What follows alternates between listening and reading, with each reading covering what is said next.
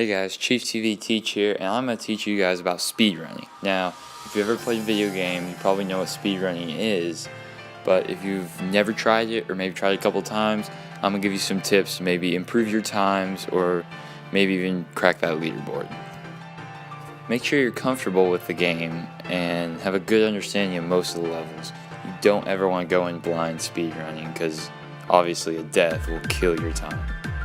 No pun intended. Some stages are tricky and require different strategies, or strats as referred to by the speedrun community. If you can't figure these out on your own after a few tries, take a look on the forums. There are plenty of helpful people out there in the speedrun community just waiting to give you a hand in whatever may be frustrating you at the time. So I really encourage you guys to go out and check them out. It could be anything from a route you didn't expect to exist, or even a glitch or an exploit that is legal by the rules that you just haven't found yet. Speaking of glitches, the more difficult part of the run is probably the skips. Now every game, for the most part, will have either a skip or a tech or something like that will let you basically skip most of, if not all of a level, or multiple levels in some cases.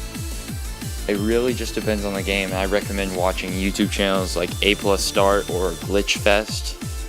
Those guys cover most games that are speedrun, and they can help you out, help you get started figuring out the different ways to really improve your time. For example, a game like Super Mario 64 can be finished with 0 stars, as opposed to what it was supposed to be finished with, which was 64. Just by doing this, which is obviously not intended, and from my experience, it takes a lot of practice. Now, I hate to make this analogy because it's going to make a lot of people mad, but speedrunning, just like running track in real life, is all about just practice and repetition and getting better. You stink at a level, you always get stuck, you bonk, whatever, you need to just keep practicing. I've tried levels maybe 100 times, 200 times to get them down perfect sometimes when I'm really obsessed. But that's really the only way. There's no, you pick up a feel for the game, you pick up a feel for the level design, for the character, how they control, etc., and it all changes depending on what game you run. If you are not comfortable with your game, your speedrun is not going to be as impressive as you want it to be. The last part is just to have fun. Now, I know what you're thinking. You gotta be top 1, top 3, top 5, whatever your self-esteem makes you be. But never get frustrated with being lower than that. You gotta remember, some people maybe have had the game longer than you, maybe have a PC as opposed to your Xbox, maybe a little quicker loading times and stuff.